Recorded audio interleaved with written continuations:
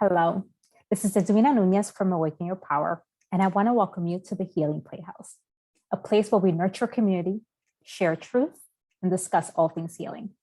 In today's segment, which is also the first segment, I invited betrayal trauma expert and therapist Jessica Cole to help me illustrate my own journey through betrayal trauma.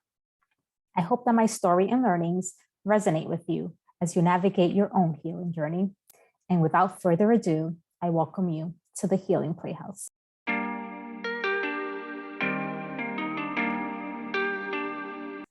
Hi, everyone. So welcome to the Healing PlayHouse. And I have to say that I am immensely excited and absolutely petrified.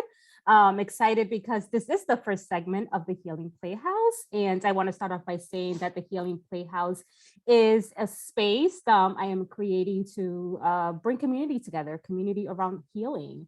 To really talk about the journey that is healing. And it's a journey that it isn't always linear.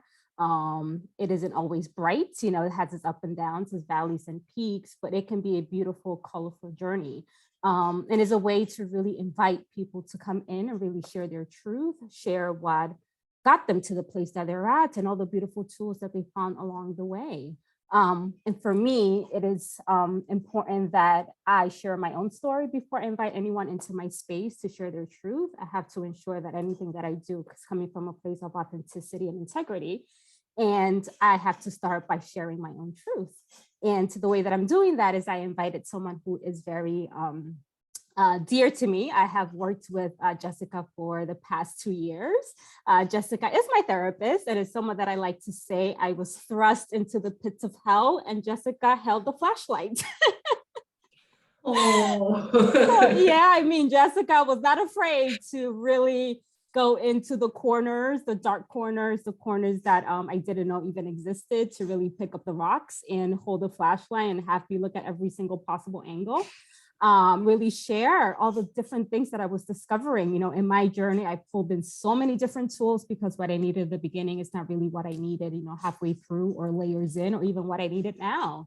And Jessica really created a space for me to be my full authentic self and really share everything that I was discovering along the way, whether it was support groups, crystals, shamanic journeys, nature, Reiki, but just really having someone validate your experience and your humanity was really crucial to me. So today, that's one of the tools that we will highlight is really therapy. So how important therapy is when you really find the match, someone, with the right personality, the right skill set, the expertise that can really create the space to validate your experience. It was important for me to be able to share my story from a place of integrity. And like I said, Jessica is someone that I trust that would be able to do that with me. So before we dive in, I just want to give Jessica the opportunity to introduce herself, her expertise, what got her there, and if she wants to add anything to our journey together. well, thank you. I'm already tearing up a little bit. It's so emotional to hear you talk about what it was like to be with me, because we don't talk about us usually when we're in therapy. So I'm really grateful to hear that you feel that way. Thank you.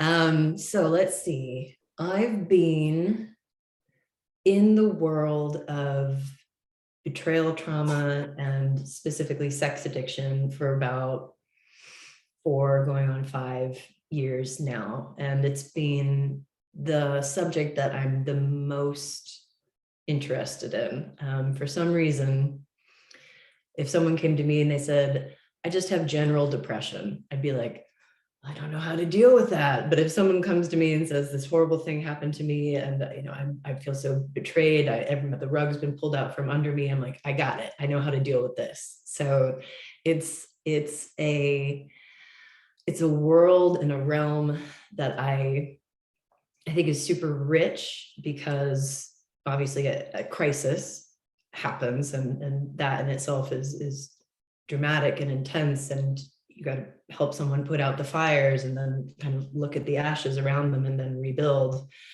But there's both sort of protocol, like this is what it's going to be like, and there's everybody's personal journey. And so I can sort of help people with the particular steps that generally help most folks.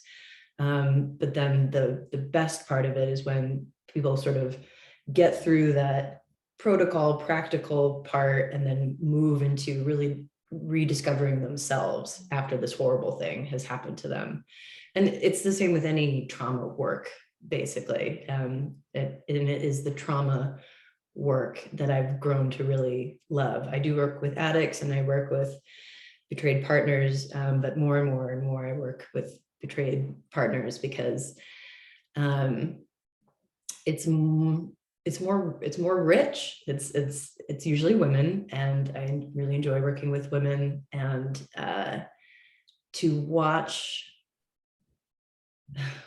It's usually very strong women, really people who have been carrying something for a very long time, carrying themselves, carrying their spouses, carrying their families, carrying like the weight of the world with them while dealing with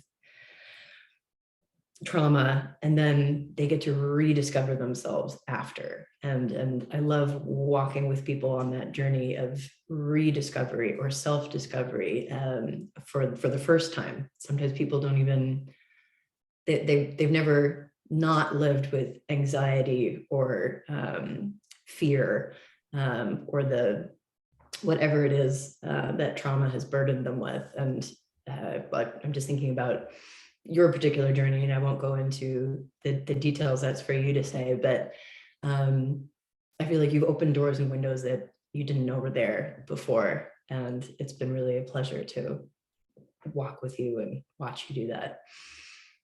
Oh, so why did I get into this though? Yes. Ooh, why did I get into this? I have my own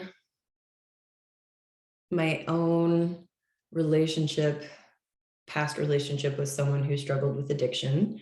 And it was not sex addiction. Well, who knows?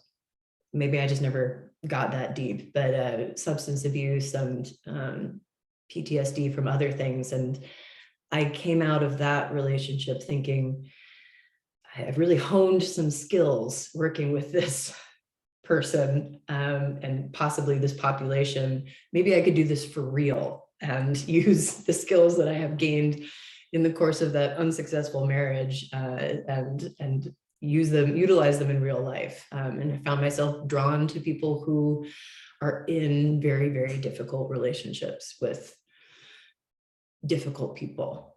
And that's kind of what's kept me, it's what keeps my interest, because there's always echoes of myself and everybody that I talk to. And I always feel like I'm also discovering things about myself, like, oh, that might be why I did that. Oh, that feels like something I did. So it's a very revealing area to work in, just for myself psychologically.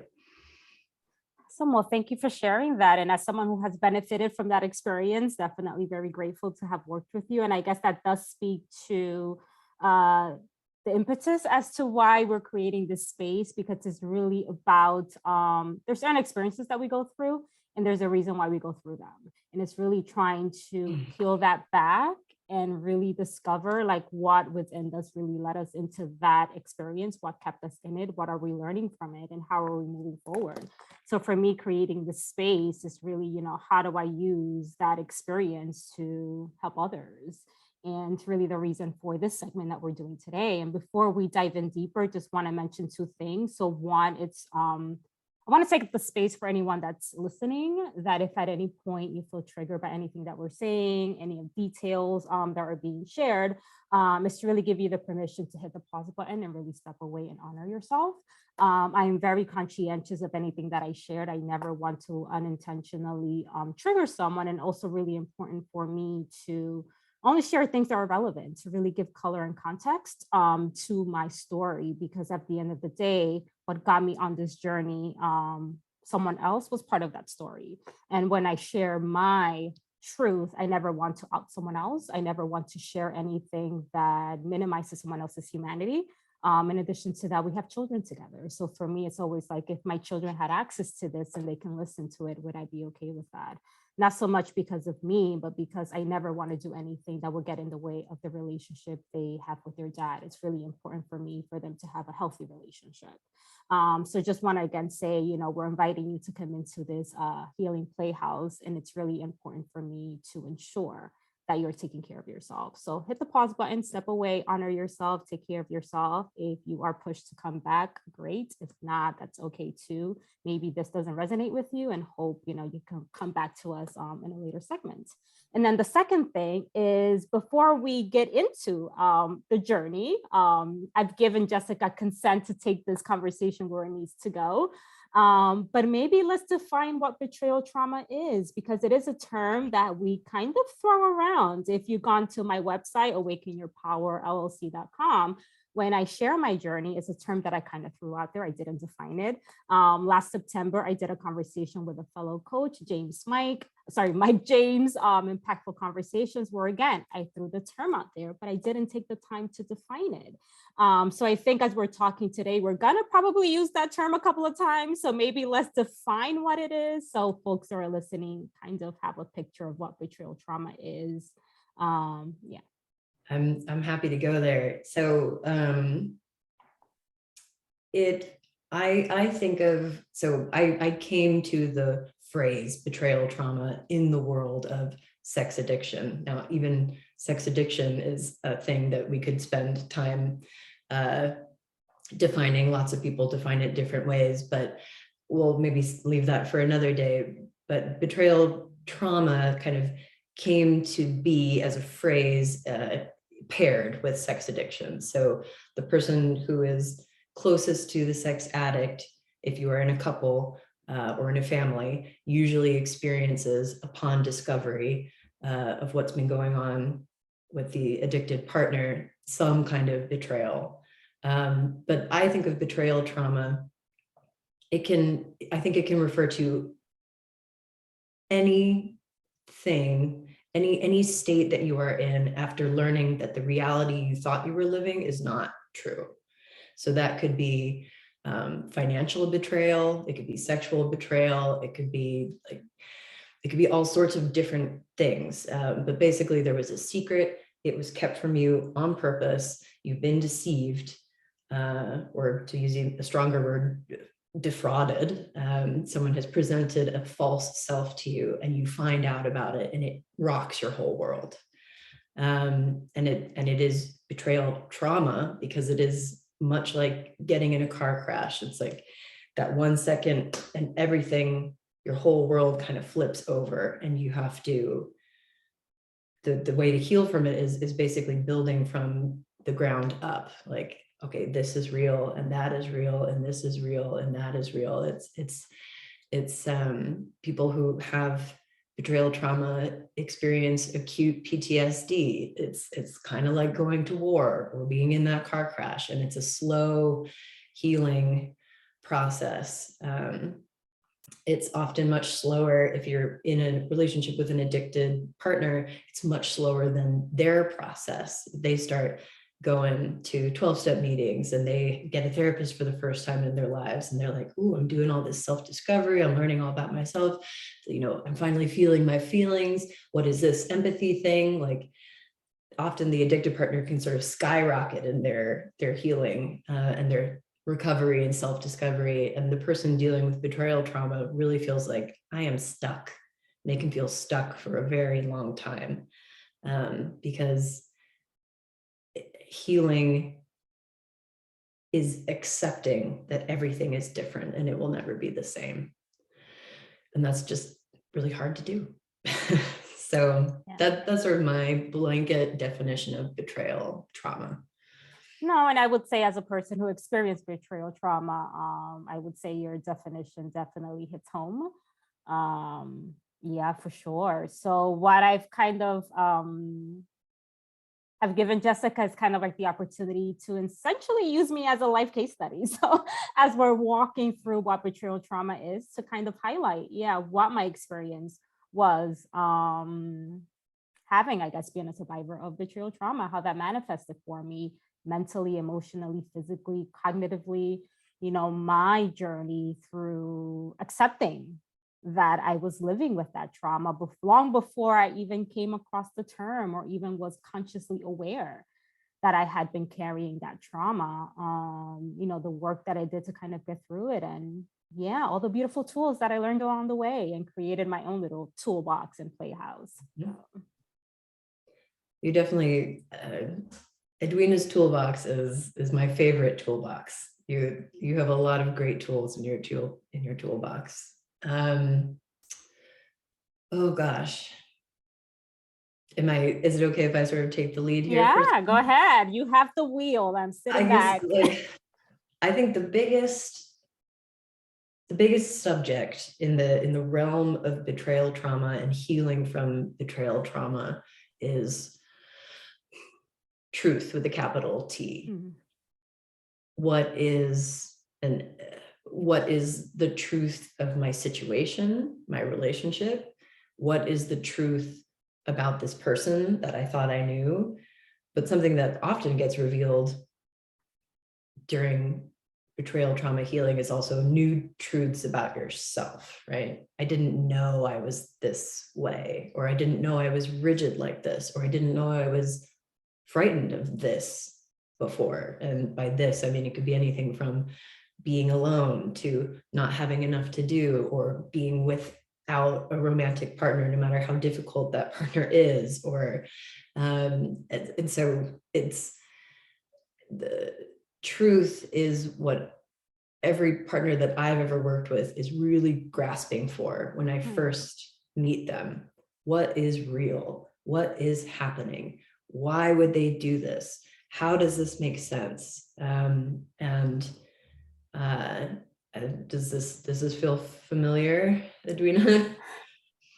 It's so multi-layered. I feel like the question in and of itself has so many different layers. In truth, with a big capital T, just so many things are coming in. I think the first truth was when I was faced with the truth of what was actually happening, what I was living in, because I was living for over a decade in kind of an alternate universe.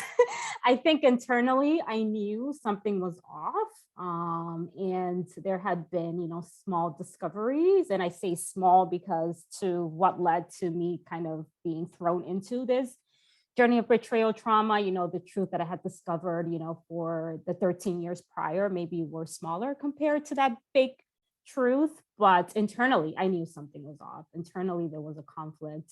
I was dealing with what I now can say was situational anxiety and depression. While I was in it, I thought that, but yeah, I'm feeling depressed, I'm having some anxiety, we'll go on and off Lexapro, which was to kind of help manage and in some ways rationalizing where it was coming from. Like, I have a family history of mental illness. That's what this is all about.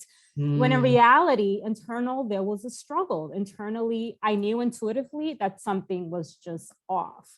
However, the reality that I was being presented with contradicted that. And I think at the time, I wanted to believe that reality because I didn't want to face another side of that reality. I wanted to be comfortable. And I say that in quotation marks because I wasn't comfortable. I was not comfortable. So the big truth, October 10th of 2019, I made a very big discovery. And I think in order for me to have led to that discovery, certain things were happening prior to. I had to be in a certain level of awareness. I had to be awake at a certain point to actually pick up on things at a much louder level because things were constantly being presented, but I would kind of shun it away. But I think you have a question. Can I ask you a quick question? Yeah. How do you remember your relationship to your gut or your intuition being at that time in your life? Prior to big discovery. Like right around, yeah. Prior to, but you said, things were going on that sort of led to this discovery. Or did you feel like you had a close relationship with your intuition? Was it a strained relationship? Like keeps telling me things, but I don't want to believe it? Or were you cut off from your gut and your intuition? I think I didn't know how to read it, if that makes any sense. I think for a large portion or majority portion of my life, I was probably living in this trance-like state. I'm a very intuitive person. I'm a very hard person. I feel things very strongly. But I think for the majority of my life, I was kind of conditioned to push that down. You're feeling too much. You're too overly sensitive. You're making a big deal out of things. And also because my reality was being distorted. Someone was actively manipulating it. So it did become okay to not listen to the gut because reality didn't match what it was. To a certain extent, it's not that I was disconnected because I could feel it internally. I could feel something just doesn't feel right. And when something did flare up, it's like, I would do something about it, but then things would quiet down. And it's like, okay, well, things seem okay. And at some point I thought it was work. So in 2018, like I quit my job, went venturing out and finding something else because it was like, okay, things at home seem okay. So it has to be work. Like there's something that's causing this internal kind of angst. And I couldn't understand what it was. But it was almost like if things seemed okay, I was waiting for the other shoe to drop. It was always preempting that something was going to go off. So yeah, I wouldn't say that I was disconnected. I just didn't know how to read it because my reality didn't match what I was internally feeling.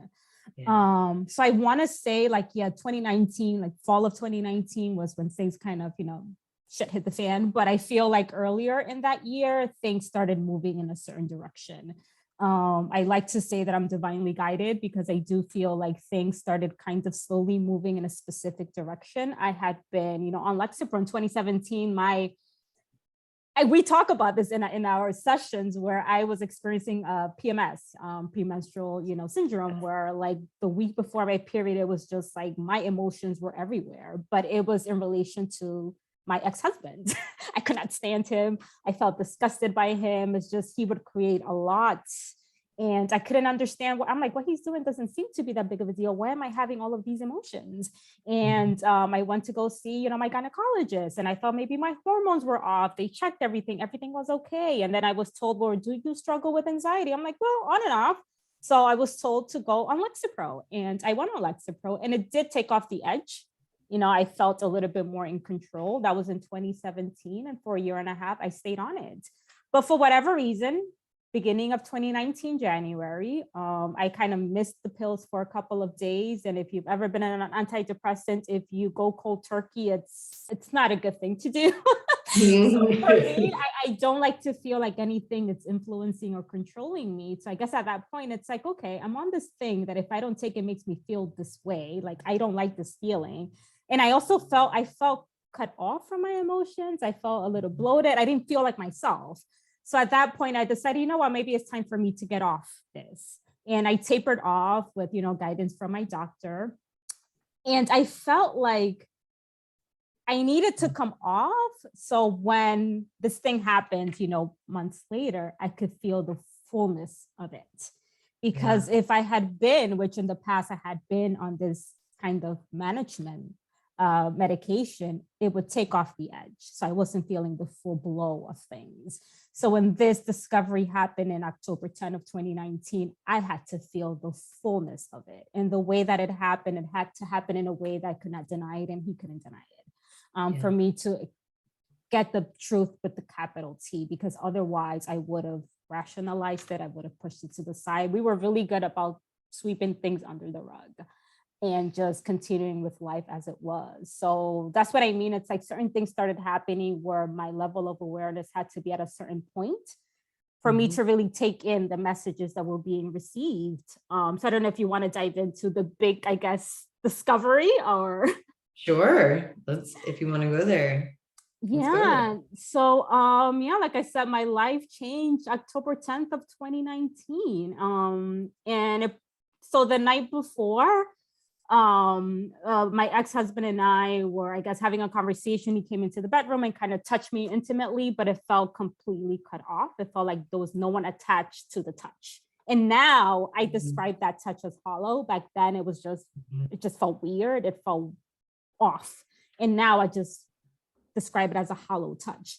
And, I kind of asked him, I guess I started asking him questions. Porn was something that was a thing in our marriage. Or for me, I could say that it had an impact where he maybe didn't see it that way. But at that time, I felt that the touch had to do with that. I was like, have you been watching porn again? And the way that the conversation went was very different than it had in the past. His responses were very self-defeatist, were very, it was different. And now I can say he was in a shame spiral. Back then, I didn't know what that was. But his answers was like, something seems off. Something doesn't feel right.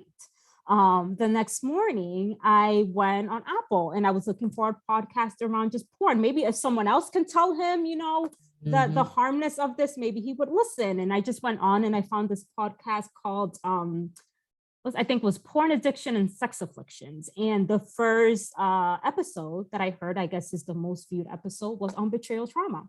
First time I ever heard this term. Was morning of October 10th, that Thursday. I listened to this hour podcast where this woman who was a therapist, and she had gone through her own kind of experience with betrayal trauma, talked about what this term was and how it manifested. And I'm like, wow, it's almost like someone opened the curtains and light came into the house. All of a sudden, it's like, this is what I've been dealing with for over a decade. And of course, at that point, I was attributing the fact that it was just residual effects from the trauma, because there have been incidents in the past. It's not happening now. This is just residual from your experience. The last event was 2014, so 5 years prior. So I thought it was just this residual trauma that I hadn't dealt with. I sent him the podcast. I'm like, maybe if he listens to this, he can understand like what I'm going through, because I would ask for reassurance. I can never really trust him. So I'm like, maybe he can listen to this and this can shine some light. He was at work. He's like, I'll listen to it later. And then later in the day, he was asking about, he was having a friend and a family member that were getting married the next year. And he asked me about, can I go to the bachelor party? I'm like, okay, I'm okay if you go to the family one. I'm not okay if you go to the friend one. And his reply was, oh, that's cute. And I'm like, you think it's cute that I can't trust my husband? And again, I was like, something is off, because he never replied in that way. He never kind of minimized my discomfort or my lack of trust in him. So I'm like, something is off. And internally, it's like, I just felt something was off. So I was working from home that day and I went searching. I went on his computer. I had access to passcodes and passwords, which he had given to me years prior as a way to try and establish trust. So I went searching. It didn't take me very long to find. I went on his photos, and I guess it was mid deletion, and it got stuck. And what I found were graphic pictures of another woman, and it wasn't her face, it was just body parts, and a very short video of full-on intercourse. And it is so weird how your body and your mind functions, is that I'm watching this and internally I know what it is, but I can remember me telling myself, is that me? And looking for my C-section scar, because I had 2 C-sections. And I'm looking at this, fully knowing it's not me, but somehow trying to convince myself that it possibly could be me. Because again, I was not ready to face that. That would be better. And at that point, I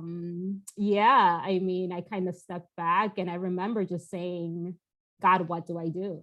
Because even seeing it, it's just like, I didn't know what to do. The reality that I feared is here. And internally was a sense of calmness, because it's like, okay, what you knew is now validated, but now that you know, you have to act. And what do you do? Because you're not ready to take the action that you possibly may have to take. So I say that, and again, apologize for the graphic details, but I felt like that was important to share, because that's what it took for me to actually accept truth with a capital T. I had to see it in a way that I couldn't deny it and he couldn't deny it. And then 2 days later, there were disclosures around other affairs and, compulsive behavior. So that was, I want to say, the capital T, because it was the fullness of the truth that I had been living with for, at that point, 13 years. And it was the heaviness that my body was carrying. But now I could actually, I guess I could align the reality externally with internally I had been feeling. It's, I've heard most of that story before, but it's still I feel like every time there's a new detail. I forgot about the C-section scars, and it's like, yeah, your mind in that moment will try to make sense of it any way it possibly can, other than what it must be. Right. It's whew. So unfortunately, what you experienced and what you had to experience to get to a place where you could accept that something had been going on all along, and you knew it in your heart and your gut. That is common. That is most people's story. In the world of betrayal trauma, there have been some red flags, there's been some things here and there, but their partners have been able to explain it away. You've been able to explain it away. You can tell yourself, you know, I'm this, I'm that, it's me, it's hormones, there's, you know, it's raising children, it's my job. Like there are a million reasons to look away. And it takes hitting a sort of bottom for him and a bottom for you. And then the door is open and you have to say, oh my God, this is it. This is reality. What am I going to do now? But that truth, that first, well, it's not a first, that D-Day discovery, let's put it that way, is generally the first of many disclosures that will happen, right? And you went through a process that I think I'd like to just outline a little bit for people who are sort of entering this world for the first time. There's this thing called disclosure. And it's a therapeutic disclosure. And if you enter the world of therapy for betrayal trauma, you will hear this word over and over again: disclosure, disclosure, disclosure. There's a difference between disclosures that happen between you and your partner in your home without therapeutic help. They usually happen intermittently. A little bit of truth comes out here and there. It's an extremely painful process for both parties, actually, right? Because I mean, mostly for the betrayed partner, but I also want to say, having worked with addicts, they themselves are also like, you know, they're almost like pouring some gasoline on the fire, and they're like, should I put more gasoline on the fire? I don't know. That's kind of how they're feeling about it. Like, I'm going to burn down my house and I'm just adding more fuel to the fire right now. So their impulse is always just tell only as much as you need to, or minimize it, or don't make her feel worse. But this truth thing is, once someone has experienced betrayal trauma, they want the truth in all its ugliness. They don't want their feelings to be saved. They want the truth above everything else. And again, for those people sort of entering this treatment process, what's generally recommended is something called a therapeutic disclosure, where, you know, you and your partner are working sort of independently, not doing couples therapy, not doing marriage counseling, but preparing for this disclosure. And the addicted partner is supposed to write down all the things, everything that he can remember, about what he's done and when it happened and where it happened. Not gory details, not a narrative, but just the facts. And in a therapeutic session, you know, 6 months after treatment, a year after treatment has started, with therapists around, read this. And then, this is going to sound crazy to some people outside of the community, do a polygraph. This is where it all starts to sound really insane, right? He's going to do a polygraph to prove that what was on that disclosure was true. It's a really intense process. It's intense for both sides, but it's a really important process. And I don't mean to tell your story for you here, but if I can just for a moment, maybe overstep my boundary. You went through that process, and your partner failed twice. And I'm curious to ask you, why it was important for you to do it at all, but then to do it again, to have him, if you failed once, why did you feel like you wanted to give him another chance? And what happened after he failed that second time for you? Why was that important? Yeah, no, definitely. Thank you for opening that topic. I mean, I went through both. I did a disclosure at home, just he and I, 2 days after that discovery, and it was ill-advised. And I want to point this out, as if you are a partner who has experienced betrayal trauma, as you go into the community of it, there's a lot of folks out there who are well-intentioned. Just be mindful of the guidance that you are receiving, because yes, I encountered an partner empowerment support group, and it had some good things in it. Is exactly what I needed when I was first kind of thrust into that. But part of the guidance that I was giving was do a disclosure as soon as possible. You don't want to delay this. You want to do it right away. Of course, there was some guidance around, not getting gory details. But 2 days after this discovery, I sat down. I had a list of questions that I was going to ask. I created boundaries for myself, and I had this disclosure to CNI. And that experience is so traumatizing. I would never advise anyone going through betrayal trauma to do this on your own.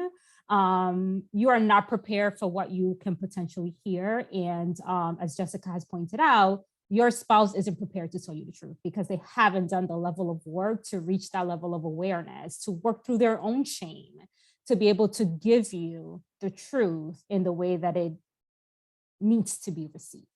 So I would never advise to do a disclosure without the proper steps to be able to get the both of you to a place where you're ready to take that. And there's no need to rush through it. If you rush through it, you will get trickle disclosure, which means is that small truths will come out, and it's literally like being dragged through a field of shard glass.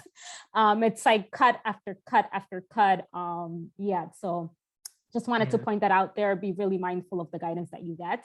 But that's actually where our journey starts. I did the at-home disclosure October 12th, and dates are important because it took me a really long time, doing that discovery with the graphic images was almost imprinted at a cellular level for me. Like the impacts that I was having physically around the date, it took me a while to actually realize what was happening. So it was like the day when I discovered, and then the days around disclosure, but which just kind of back to back.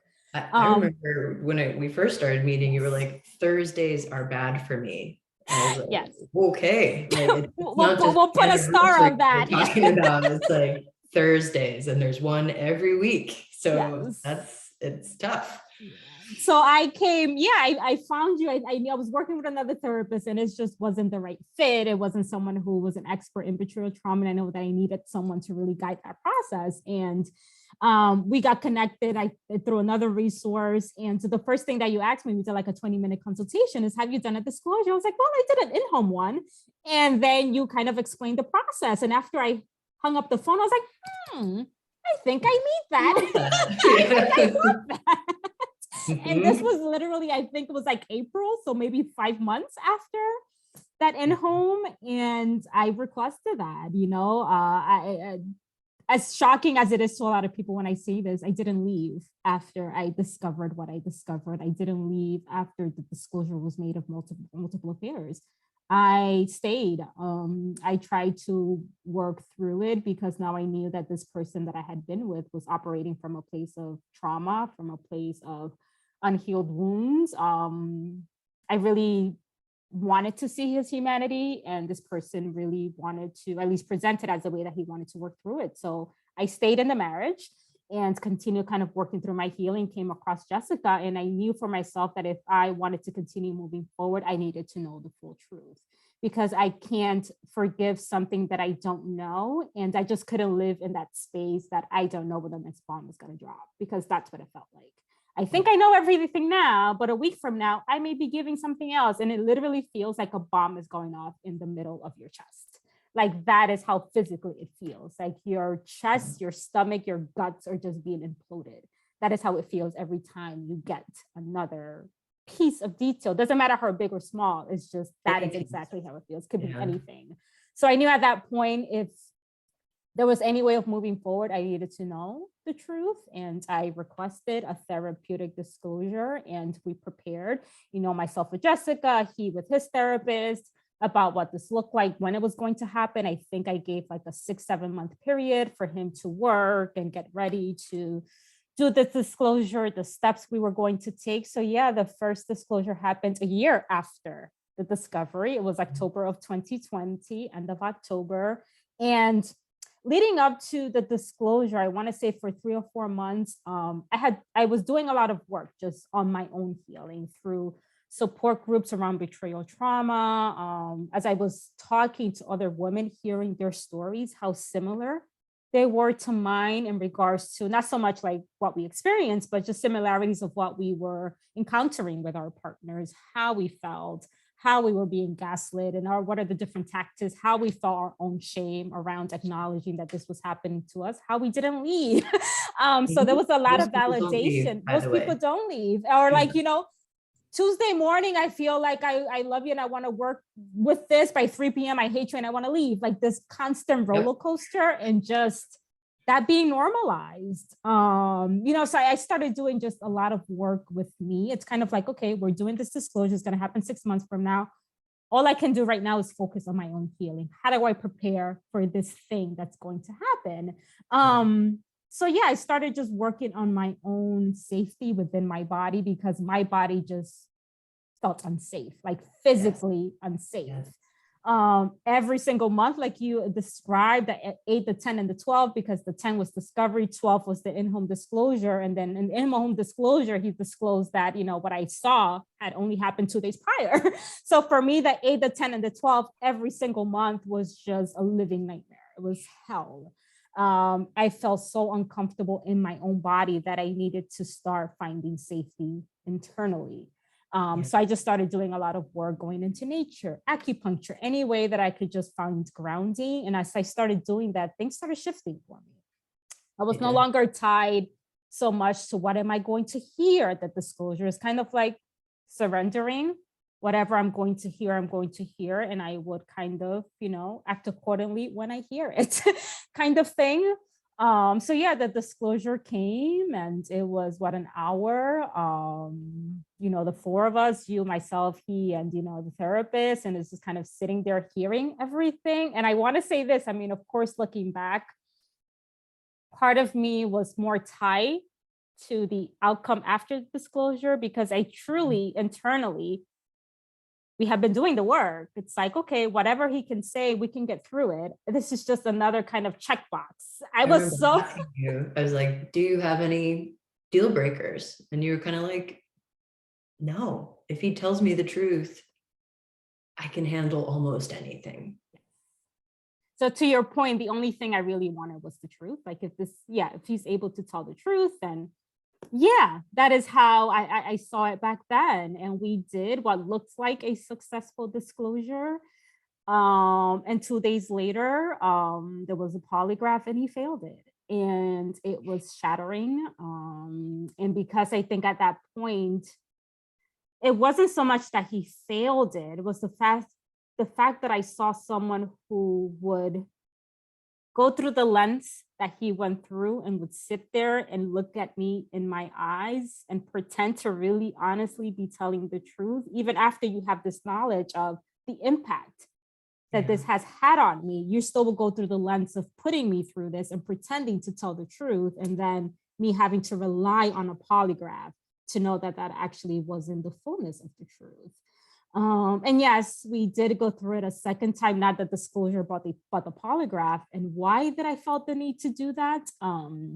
This was someone that I had spent 14 years with, someone that I had built a life with. We have small children together. I think it was, and again, I have a huge heart, which I've come to adore my heart and see it as a strength. Rather than a weakness, but just being, I think, more conscientious of who I extend that heart to, because I can have such a compassionate heart that I could, again, still try and see the humanity in someone. For someone to do what they did, it's almost like they must be in so much pain and so much shame that they cannot share this truth, even though it's what would really kind of, and it wasn't so much to save the marriage, but it's really to save yourself. Like, I'm giving you an He could even opportunity to save himself. unload. And I knew that I'm like, if I'm going to take the step of ending my family and the impact that this will potentially have on my children, like, I just needed to be absolutely certain. So yes, I did extend a second, and I said, I'm going to give you 3 months to do the work that you need to do to disclose whatever you didn't. But this time I won't sit through another disclosure. I'm not going to put myself through that. You do the polygraph first. If you pass, then we can sit and do it. And 3 months later, he did the polygraph and he failed. And at that point, I was very sure that I was done. And there were other things that were happening kind of parallel to that.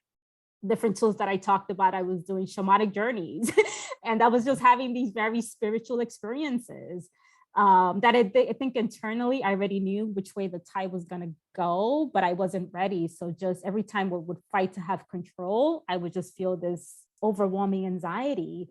And when the second polygraph came through, I remember, his therapist called, and I knew what he was going to say the minute that I saw him calling, that I wasn't shocked when he said, I'm sorry, but, he failed. And it was almost like this calmness kind of washed over me because I knew that I finally had the answer. It's like, you have to let go. You can't save someone that it's really on him to do his own healing. Like, you've done more than enough. It's now time to really kind of save yourself and really let it go. So at that point, I decided that that was the end. Yeah. There's, I bring up, not with your name or anything attached to it, but the fact that you did the 2, I often bring up in discussion with other therapists when we talk about how to do disclosures. It's still kind of it's not a hard and fast process, as you mentioned. Like, lots of people are in this sort of area, and you'll get lots of different kinds of advice about when to do what and how and where. Polygraph first, polygraph later, read the disclosure together at home or with a therapist. Like, it's a moving target somewhat, and we still have discussions every once in a while amongst my colleagues. Well, maybe we should let the guy take the poly until he passes it, and then, we can bring the spouse in. But that's another form of hiding, right? And I interpret that it was really important for you to establish for sure that he was deceiving you in these 2 instances over this period of time, because it was not the proof you were hoping for, proof of, he was telling the truth and you guys can start over again, but it was proof that he is still who he was before. He has not changed enough to become the partner that you need him to be in order to build a relationship. And having that second failure gave you the truth that you needed to move on. If you hadn't had that, if that had somehow been kept from you, or he could have just kept taking polygraphs until he passed it, that would be you living again in a reality that you're not aware of. Like, something is being hidden from you. And I think it would have done a real harm to you. For sure. I mean, I also want to preface by saying that I had done a lot of work up until that point, a lot of just work on my own healing. I think, I think 2020 was a turning of the tide. Of course, in the midst of all this, COVID happened. On top of my life being blown up, we have a global pandemic. Uncomfortable. Right. Yes. So I think 2020, I became really focused. It was almost, I have no idea when it actually happened. I'm sure maybe it was part of some of the work that I was doing and some of the support groups that I was in, but all of a sudden it's like, I finally saw a split, not this intertwined kind of journey, but it's like, there's 3 journeys: my healing, his healing, and the healing of the marriage. The marriage is dependent on his healing, but mine isn't. And I feel like the minute that I kind of broke off into that and I focused on what I needed to heal, really peel back the onion about, yes, I've been in this relationship for over a decade of my life, but there were parts of me that allowed this person to come into my space. There were parts of me that kept me in that relationship. And the more that I focused on that, because those are the pieces that I have influence over, I don't have influence over his behavior. So the more that I began to understand that, began to really understand what boundaries are, healthy boundaries, and they're all about honoring me and maintaining my safety, because I feel like my biggest lesson learned in that journey was the fact that I did not honor myself. It was almost like I betrayed myself because I didn't listen to what was going on internally. I chose to, whether it was consciously or unconsciously, I chose to really believe the reality that I was being presented by, this other person, rather than really, truly believing what internally, my intuition was telling me. So as I started doing just that work of getting back in tune with myself and finding my own safety and finding my own groundedness outside of this marriage or this reality that I was so tied to. Like even the idea of divorce just seems so scary and foreign. And it's not like my mother has been divorced multiple times. It's not like I was conditioned to believe that divorce wasn't an option, but for whatever reasons, that was not a route that I could even envision or consider. But the more that I started doing my own healing and really kind of knowing that there could be a path that I can take that wasn't necessarily tied to him, when that truth came, it's like, okay, he's almost making the decision for you. So that decision to step away wasn't as scary because I had found my own groundedness and my own security outside of the relationship. Had I not done that, I could have possibly stayed and continue working and continue trying to see him through that lens of, he's just someone who's operating from a place of, wounds. And that is true. I don't want to discount that. There's very much a true nature of, being in this area of being, going through betrayal trauma, that is an actual truth, but that doesn't necessarily give someone the permission to hurt someone else. So I think it also doesn't mean that you have to walk through their process with them. Their process. Yeah, that is their own journey to take, their own healing, their own stories. So yes, for me, it was important to go through that twice because I don't know, I needed to give that second chance. I needed to, if I chose to walk away, I think internally I needed to kind of walk away fully surrendering. And by that, I mean knowing that I did everything absolutely possible to really make this work. So for whatever reason, I felt like I needed to give that second chance. And when that wasn't successful, it's like, okay, now I can walk away because I have done everything that I can. And I did enough healing to be able to walk away from a place of just surrendering and not a place of resentment, not a place of pain, not a place of sadness, but completely just, you know what? I've done everything that I can. It's now time for me to step out of this chapter and into kind of, the rest of my journey.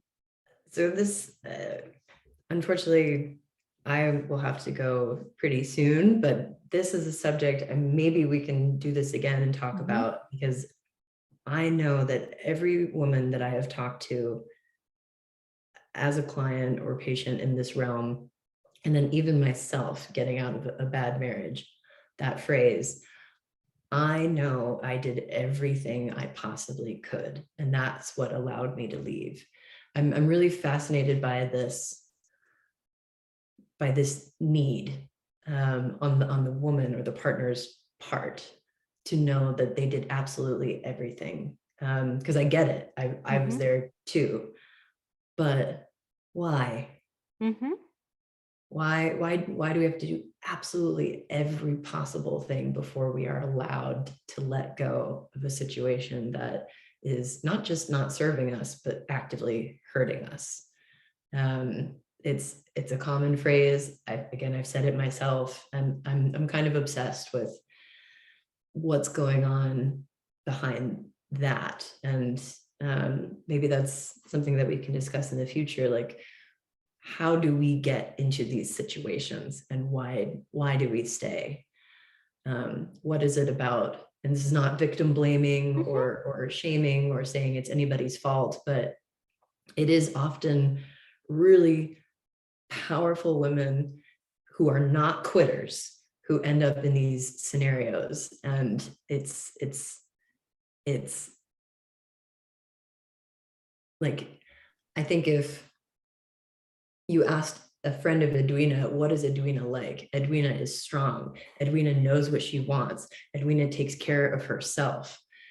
And yet you were, you wanted to give this person every possible chance, even when it was hurting you over and over and over again. So there's something in that psychology that I'd love to chat more about. It's not just you, it's me too. I could have said the same thing of myself and almost anyone who chooses to stay. There are reasons. For sure. And I think that that's a good way probably to end this segment, because yeah, I mean, healing is that journey. There's so many layers, and I don't really believe that we'll ever get to a place like, okay, I'm healed now, my journey is over. I don't think it's No. that journey is lifelong and never ends. And the more you dig in, the more layers you see. So it's like, it's that constant evolution and expansion of really uncovering what's underneath that behavior. And you can always go deeper and deeper and deeper. Oh, yeah. So yeah. So one thing that we said before starting this segment is that we're probably going to have a whole lot of content, but it's like, how do we focus? I've got a lot of notes here. About... I'm ready for at least 6 more episodes. So, Intuition versus gaslighting, protective layers, feeling safe in your body, like all that stuff is really, we got a lot to cover. we got a lot to cover. So thank you, Jessica. Definitely appreciate you so much for doing this with me. Like I said, it was really important for me to be able to share my story, but do it from a place of integrity and do it from a place that was being of benefit to others and not just sharing details for the sake of sharing salacious details. But, what can we really create a space and normalize, because this isn't an experience. I mean, if within my circle of just social circle, there's other women that I've known that have gone through similar things. And I didn't know this until you start having these conversations. Oftentimes we're filled with so much shame that we want to just keep it in and keep it hidden. But, just normalizing conversations, it's not something that's uncommon. And the more we share, the more community we can create and share resources and tools and, create your own healing playhouse. So definitely want to thank you. And I'm looking forward to future segments with you and other folks that I've met along the way to really continue shining a light into healing and the different things that we can do to continue our journey. It is truly my pleasure. And I hope we go from shining a flashlight to just throwing open the curtains. Yes. Yeah. We're on the way. Yes. All right. Thank you. Thank you, Edwina. Thank you for watching and listening to the first segment of the Healing Playhouse. I hope that the truth that I shared resonated with you.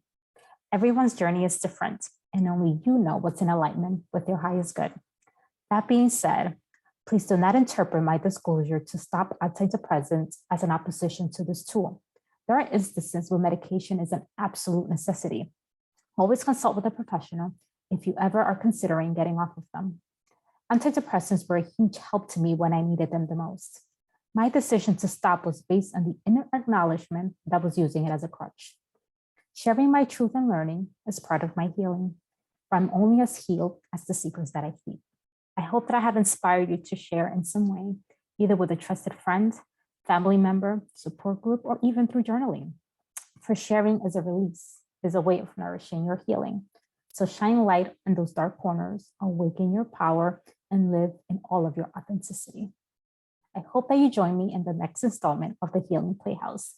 In the meantime, like, comment, share, and heal. Much love, Edwina.